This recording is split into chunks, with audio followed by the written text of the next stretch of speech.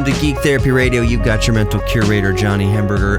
What a freaking week of tech announcements and news. I feel like I need a nap. Let's start with Facebook.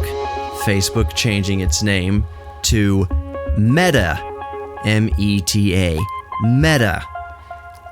Why do I get like an April Fool's vibe from this in October? It's probably true. I wouldn't be surprised if it's not true for some reason. I don't know. Facebook being called Meta. Okay. All right. I guess that's one thing. So somebody Anderson tweeted at me. What's going on, Anderson? Down in South America, fellow cassette lover. He tweeted me that, was it Engadget? Or I think it was Engadget. The website said, oh, Facebook announces it's going to discontinue the Oculus brand. And that's kind of, I don't want to call that clickbait, but it is a little deceiving, I think, because there's no way that Meta is going to be discontinuing VR hardware. They might change the name of Oculus to something else as of right now. Here's my point here's my point to this. Is Zuckerberg did announce what he's calling Project Cambria, which is a next generation VR/augmented reality headset.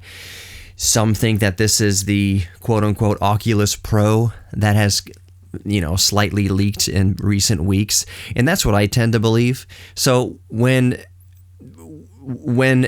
websites and editorials say that Meta, aka Facebook, is discontinuing the Oculus brand, I think they want people to think that they're getting out of the VR hardware game. That's not, eliminating a brand is not the same as eliminating a product.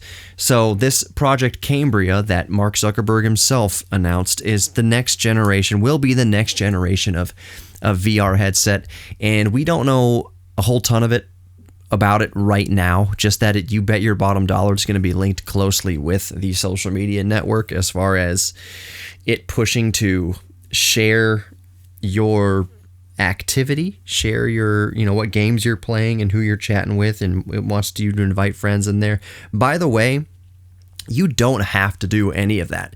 Yes, you do technically need a Facebook and or Meta account. There are third-party ways around that, hacks that you can do to join the Oculus universe without having an actual Facebook account. Some people just create kind of fake accounts to log in here. But even if you do have an account, like I've had a Facebook account since, too long, 2008 or 2009, something like that. And when you sign in, the very first things it asks you is what you do or do not want to share, and you can just click no to everything. I don't want people seeing what I'm playing. I don't want people knowing where I am. I don't want to share statuses and updates about, beating a level of Beat Saber or Super Hot VR or Half-Life Alyx or whatever I'm playing. I don't want to share any of that information. I don't want to invite all my friends into my VR waiting room and hangouts or anything like that. And you don't have to. Yes, you do technically, if you're going by the books, have to have a Facebook account, but you don't have to share jack squat. You don't have to give up jack squat. You don't have to share usage data. You don't have to allow it to collect any like crash data or anything like that. You can just opt out of all of it. I think there's too much of a big deal made to scare the P1, for instance, I'll just say. To scare that generation to thinking that, hey, if I want to get into VR, that means I got to sell my soul to Mark Zuckerberg. And it's just flat out not the case. Also, no one is holding a gun to your head to force you to do anything. Just don't buy it. If you have such a big problem with it, instead of complaining about it, you have the freedom just to not spend $300 on the device. Speaking of $300, this Project Cambria, Mark Zuckerberg did announce getting back on track with VR hardware from, I'll just say Mark Zuckerberg. he alluded that it would be in the higher end price tier. So that also makes me think that Project Cambria isn't going to be the only piece of VR headwear in that ecosystem. If you're pricing a piece of VR/AR hardware in that high-end price tier, and I'm thinking around $1,000, if not a little bit over $1,000 for premium VR hardware, that's a death knell in selling a lot of units. You need to have a cheaper unit around I would say between the $200 to $500 ballpark to sell to more people. Not everyone's going to be able to afford a $1,000 to $1,500 piece of a toy, basically.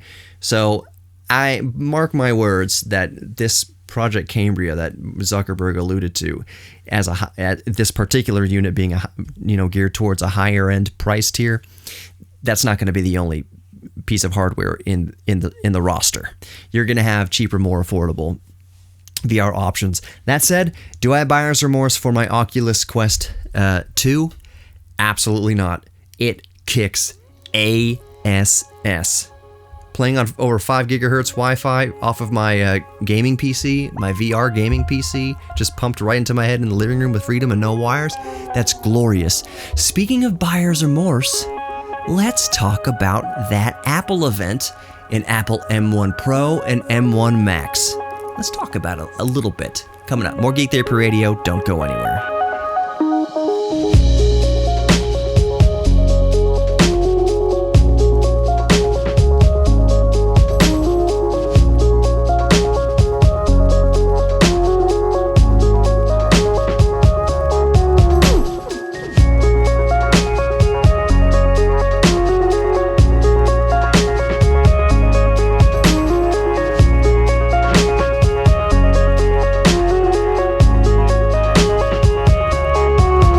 Welcome back to Geek Therapy Radio. You've got your mental curator, Johnny Hamburger, geektherapyradio.com to get in direct contact with me and for more information. Also, Geek Therapy Radio on YouTube and your favorite podcast app. Just search for Geek Therapy Radio across all platforms, either podcast platforms, on YouTube, on social media, Geek Therapy Radio. Just look for the red, white, and black color scheme, and that's how you got me. Or you can email me directly, johnny@geektherapyradio.com, JOHNNY at geektherapyradio.com. Okay, at the end of the last segment, I alluded to talking more about the new Apple M1 chips, new MacBook Pro, the 14-inch, 16-inch, the M1 Pro and the M1 Max chips. And we're going to talk about that in terms of benchmarks and kind of, I don't want to call it a buyer's guide, but it's just kind of things to consider if you are on the fence and thinking about getting a Mac M1 Pro. MacBook Pro with an M1 Pro chip or M1 Max chip. We'll talk about that in a second. But really quickly, I promise this is really quickly, just kind of in the vein of that, I don't want Oculus hardware because it requires a Facebook account and I don't want Zuckerberg spying on me and da-da-da-da. By the way, at the end of the day, it's to sell you toilet paper and groceries and video games. And if they're collecting data on you, it's not to round your family up and put them in a concentration camp. It's just to pump ads at you. I mean, that's the end of the day. Why are they going to cull the herd that has expendable income? It doesn't make any sense. You're going to want to keep that herd fat and cashed up and having jobs and healthy middle class. Let's not get into that debate. Let's not get into that right now. That's not my point here. My point is that kind of fear that some people have that Zuckerberg's spying on you and Amazon is spying on you. So you may have seen, speaking of Amazon, this is what I'm getting at. You may have seen some articles circulating around. It's basically the same article written a dozen different ways. If you pay attention to these articles and reading them from all these sources, it's just they're paraphrasing each other basically. So one of them I've seen going around is that your Echo Dot, your Amazon Alexa, let's just say, I don't want to say that word too much, her name too much, because I don't want to trigger any of the smart speakers that may be around. But your Amazon smart speaker, this is what these articles say, has been quietly recording you without you knowing. Ooh, that is a very spooky headline. Aren't you glad you tuned into Geek Therapy Radio so I can at least feed you some information to do what you will with?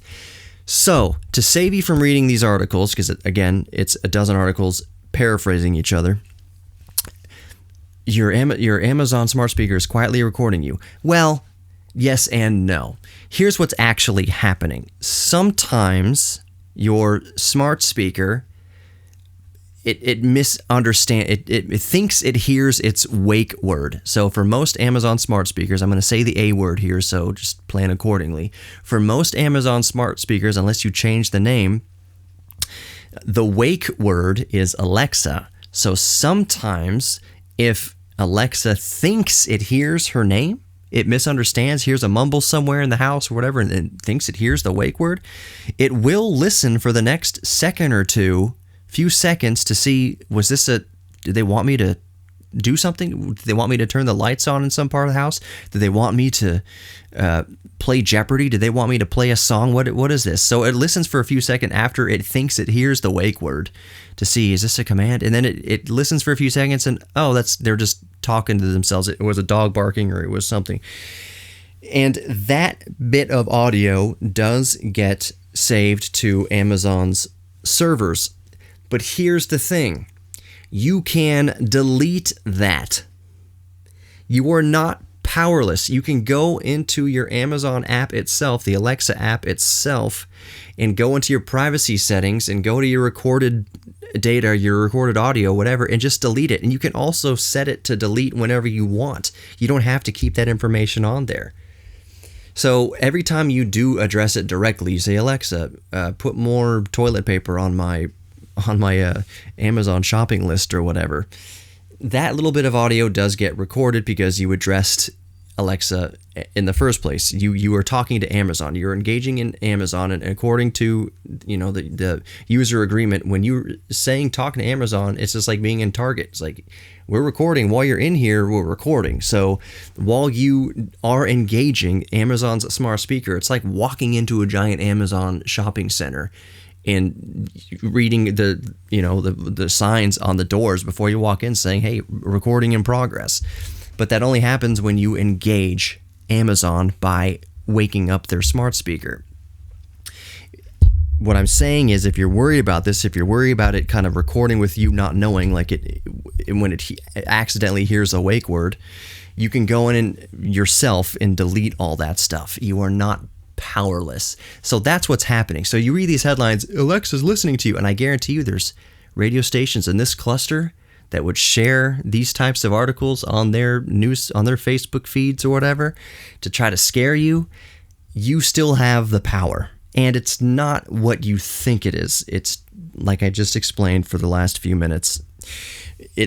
When it mishears its wake word, it records for a few seconds to understand that you didn't actually ask it anything, and then it stops. And then you can go back if you want to and delete that data. Every day you can go back if you want to, or set it to do it automatically. You can delete those recordings.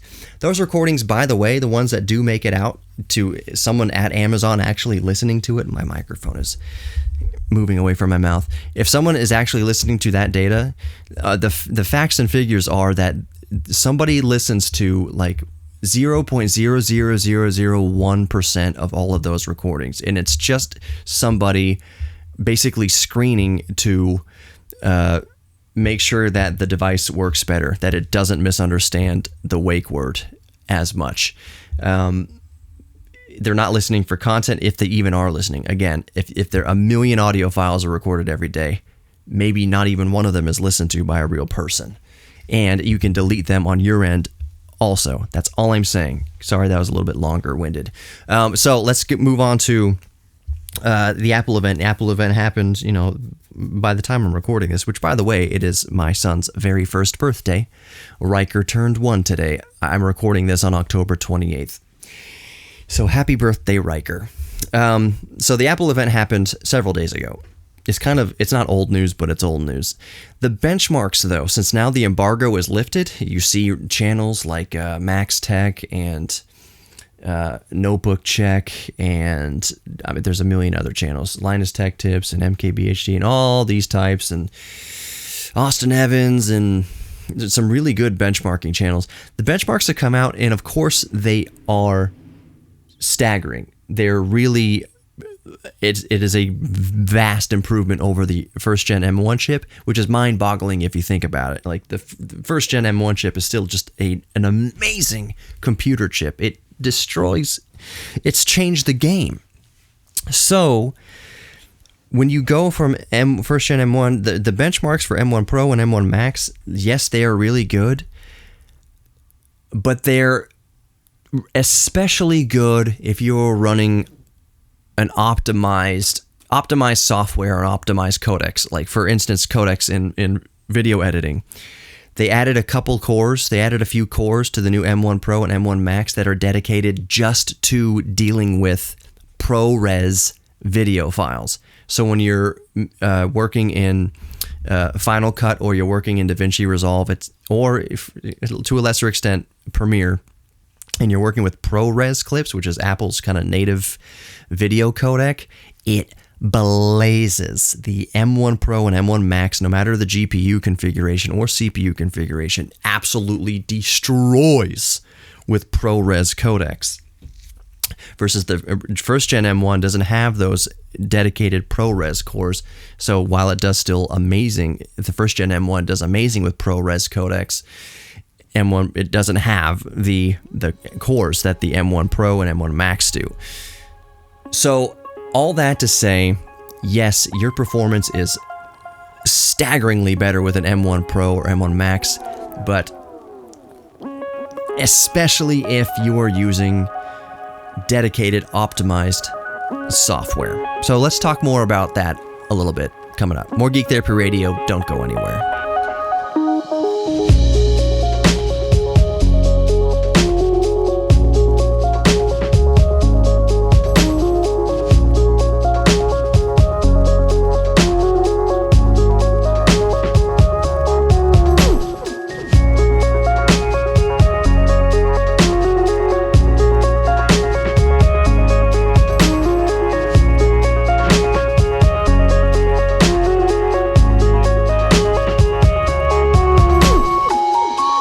Welcome back to Geek Therapy Radio. You've got your mental curator, Johnny Hemberger. We're in the third segment now, which means we can kind of deep dive into some geekery here.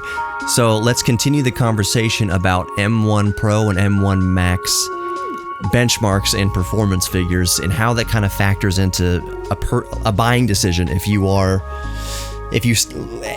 like me and you have an M1, a first gen M1, but also if you're not like me and you haven't jumped aboard the Apple M1 train yet, or maybe you're on the fence about it. Let's just talk about some of these benchmarks a little bit. So Dave 2D did a really good job of explaining some of these benchmarks, showing some of these benchmarks.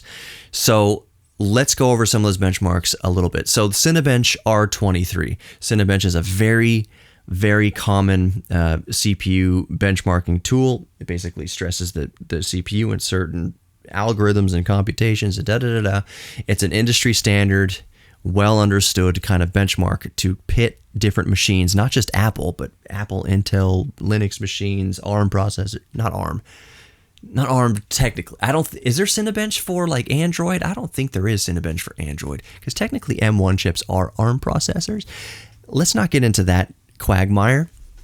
Let's just talk about the Cinebench R23 scores for the first gen M1 and then the M1 Pro and then the M1 Max. So the first thing that really stands out here is the single core performance is identical within margin of error across all three. First gen M1 all the way up to M1 Max running on a single core, it is identical in terms of benchmarks are concerned. So the M1 scored a 1519. That's the first gen M1 single core. The M1 Pro a 1527, and the M1 Max a 1521. That's technically 6 points lower than the M1 Pro, even though the M1 Max is the absolute maxed out chip that Apple has right now. So again, first gen M1 1519, M1 Pro 1527, 16-inch M1 Max 1521. So 1519, 27, 21. That is all the same score. That is all a score of 1520, basically. With it, that's completely within margin of error. So what that is saying is that the CPU cores across the first gen M1 through the Max are the same cores as far as the actual CPU cores are concerned. So running off a single core across all 3 chips, it's the same core across all 3 chips. It's just that the M1 Pro has more cores than the first gen M1, and the M1 Max has even more cores than the M1 Pro. Where you get into some real differentiating scores is when you do the multi-core, of course, since the Pro and M1 Max have more cores. So the first gen M1 does a multi-core score in Cinebench R23 of 7,758. And then the M1 Pro does 8,773. So that's about 1,000 more points. And this is the M1 Pro 8-core. So 1,000 more points in that benchmark. And then the M1 Max, it's staggering, 12,380. So first gen M1, 7,758, M1 Pro, 8,773, then M1 Max, 12,380. That's 3,500 more than the M1 Pro for the 16-inch M1 Max. So yeah, you toss more cores across the line, you're going to get a much better multi-core score.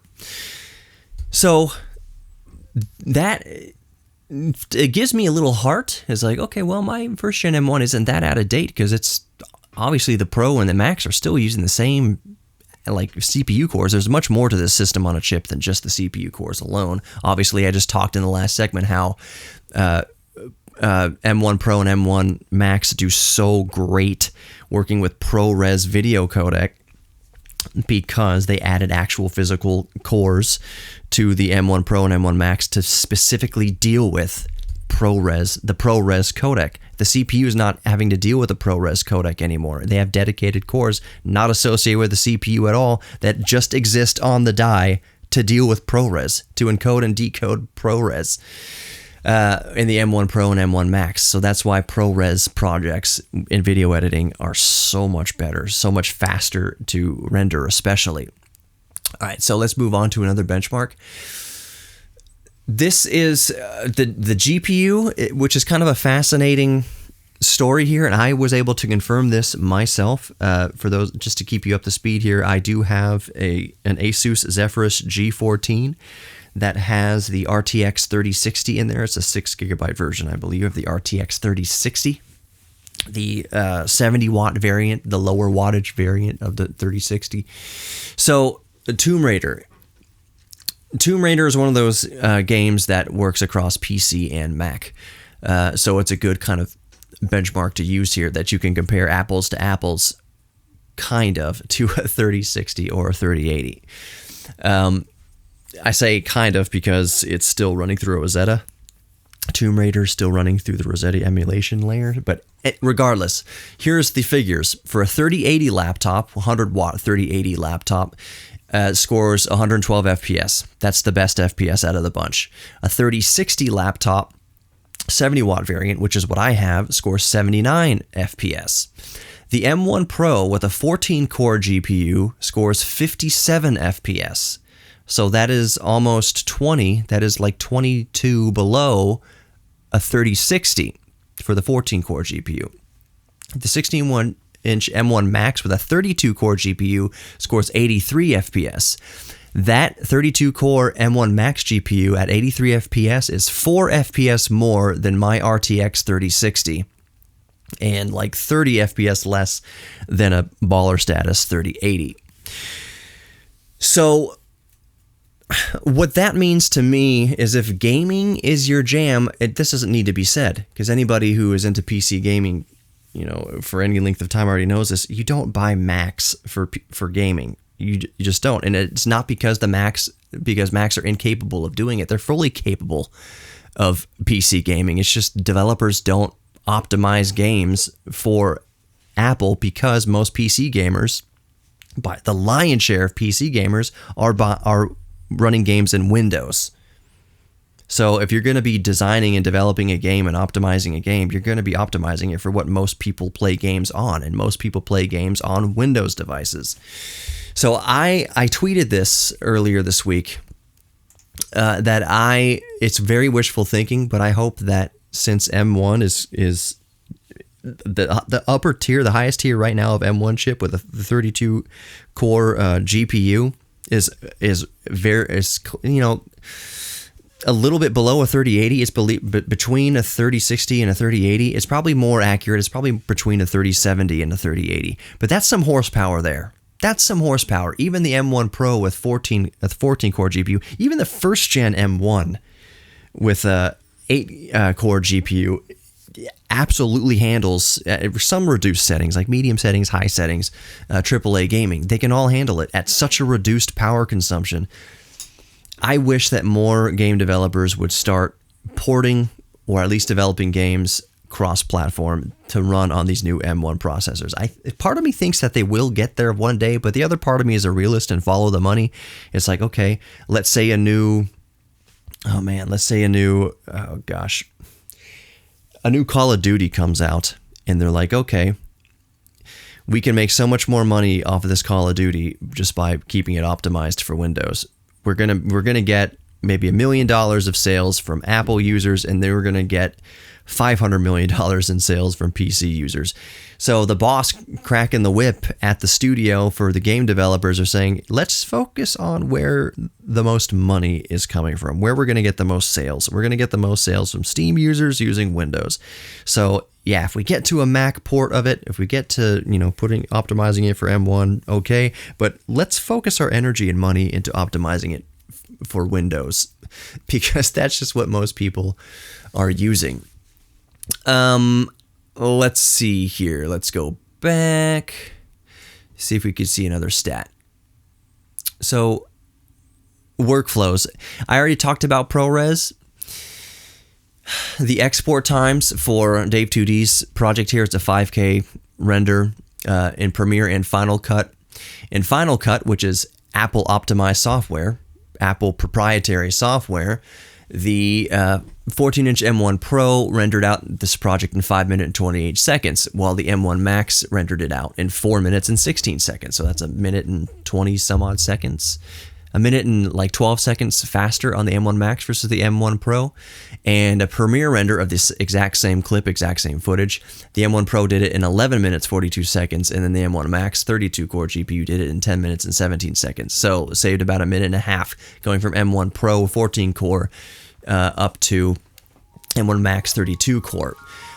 And remember here that the Final Cut that actually utilizes those ProRes cores did those times in less than half the time. It's crazy. So if you have the cash and the workflow to support it, M1 Pro and M1 Max, go for it. I'm just not in that upgrade cycle yet. I'm still more than happy with my first gen M1, and it's only going to get better. It's only going to continue to get more optimized. Don't go anywhere. Welcome back to Geek Therapy Radio. You've got your mental curator. I can't even talk. Mental curator Johnny Hamburger. What I meant in the last segment by the M1, especially the first gen M1, getting more optimized, almost every time Apple rolls out an update for Mac OS, it has improvements and efficiency improvements and performance improvements for all generations of M1 processor. So, one reason I got the first gen M1, I finally jumped. This is my first, the 13-inch MacBook Pro is the first Mac I ever bought new, and I've been using it as a daily driver. One reason I got it wasn't because I needed it to be the most powerful PC that I own. It's not. Obviously, my desktop that lives here in my desk, rack mounted, with the Ryzen 3900X 12-core processor and my NVIDIA RTX 3090 graphics card. That's my beast machine. Second down the tier is that Asus G14 with 40 gigs of RAM and the 6 gigabyte RTX 3060 graphics chip. That's more powerful than my first gen MacBook Pro M1. That Asus G14 is better at video editing And gaming, obviously, since it's a Windows laptop, it's more powerful and gets things done faster than my 13-inch MacBook Pro M1, definitely. But it also uses 2 to 3 times, if not 4 times as much electricity. And the M1 isn't... I did a test here. I did a render... Oh gosh, I don't want to open it. I don't want to open up DaVinci Resolve while I'm recording here in Reaper, but I did a test. I tested the same render, which was like a 45-minute to 50-minute video project I was working on for the museum, a podcast. I rendered that out on the M1, and it took like 32 minutes to render out that on the M1. I unplugged the SSD, I plugged it into the Windows machine, opened up DaVinci Resolve, same DaVinci Resolve 14 point, what is it up to? 14.4 now is what it is. Or 17.4, I think it's 17.4. It doesn't matter. It's the exact same DaVinci Resolve, the exact same project on the exact same solid state drive, rendered out on my M1, on my MacBook Pro M1 and my Asus G14 with the AMD Ryzen 9 processor, 5900 HS, and the RTX 3060. So, first gen M1 rendered out that project in 32 minutes. The Asus G14 rendered out that exact same project in 19 minutes. A substantial, not quite half, but almost half the amount of time to render out the exact same project. Didn't change jack squat, didn't alter anything, didn't do anything. I just rendered it out on the M1, rendered it out on the Asus G14 with the RTX 3060, that 8-core 16-thread Ryzen 5900 HS, rendered it out in almost half the time as my M1. But it was also sucking down like 120 watts, at least 100 watts, if not 130 watts to render out that project, versus the M1 rendering it out, sipping like 30 watts. The battery was fully charged. The M1 barely breaking the sweat, and I had the G14 just cranked, fans just screaming. So, yes, it's way faster, but it uses a lot more electricity. And to be quite frank, the editing experience on the M1 is very good.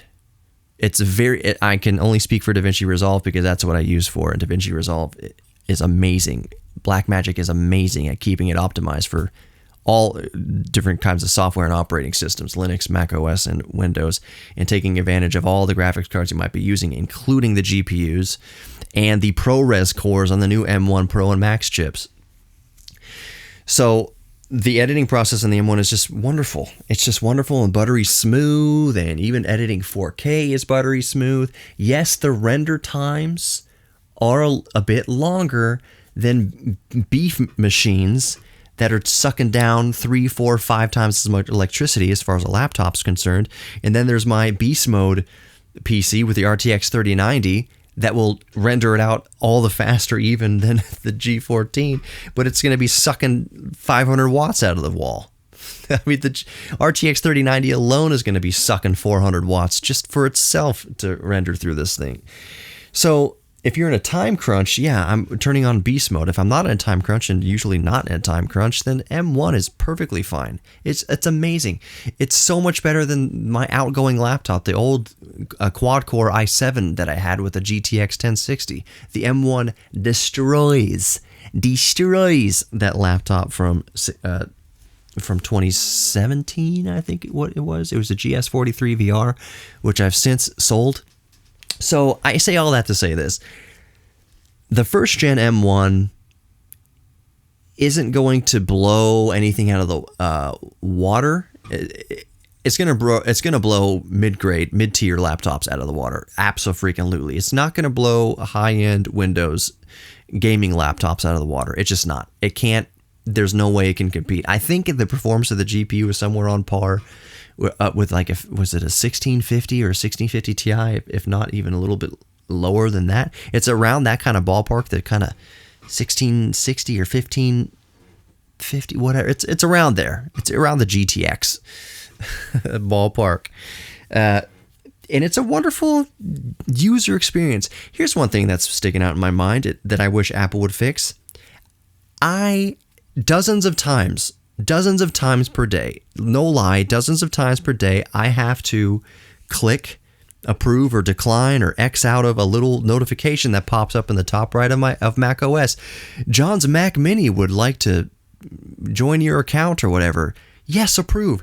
I have been saying approve to that for months. I want my 2012 Mac Mini downstairs to be on my freaking account. Why do you keep asking me this? I keep telling you, yes, approve. Dozens of times a day. Yes, I am butthurt about this. Hundreds of times. Sometimes I'm working on a video or editing a project, and on my video timeline pops up like 6 or 7 of the same notification. John's Mac Mini would like to use your Apple account. Apple ID. Yes! It's my... Why you keep asking me? Apple, for the love of God, this is such an infuriating thing. And everything I can find on the internet about this is like, it's just a problem. No one can fix it. Anyone who has this issue has not fixed it, as far as I know. If they have fixed it, I can't find it in any freaking forum. Oh, it's infuriating. So, Apple M1. Something that the M1 Pro and the M1 Max. I'm sorry if this is getting a little... geeky for you, but it's Geek Therapy Radio. We're having therapy with our geekery. Here's what I'm really excited for. I myself am not going to be upgrading to M1 Pro or M1 Max, at least not with my own money this year. I typically keep my laptops for 3 to 5 years before upgrading, and at the pace M1 is going, can you imagine by the time I upgrade in 3 to 5 years what the M1's going to be doing? Holy S-balls. It's going to be crazy by the time I upgrade my Mac. But here's what I'm really excited about. The first gen M1 is still great and will only get greater through product support and optimizations and updates that are coming down the pipe. It's only going to get better. And the price of a 13-inch MacBook Pro or Mac Mini with the first gen M1 in there, or even the MacBook Air, the price is going to be going down substantially. I'm excited for everybody out there who wants a used M1 MacBook Pro, first gen MacBook Pro, because you're going to find the deal of the century on a spectacular device. Thank you for listening to Geek Therapy Radio. You are worthy of love. You are worthy of giving love. You are worthy of receiving love, and you're worthy of your own self-respect. Thank you so much for listening to Geek Therapy Radio. GeekTherapyRadio.com. You can find the Geek Therapy Radio podcast in your favorite player. Just look for the red, white, and black color scheme when you type in Geek Therapy Radio, and you got it. Talk to y'all next time.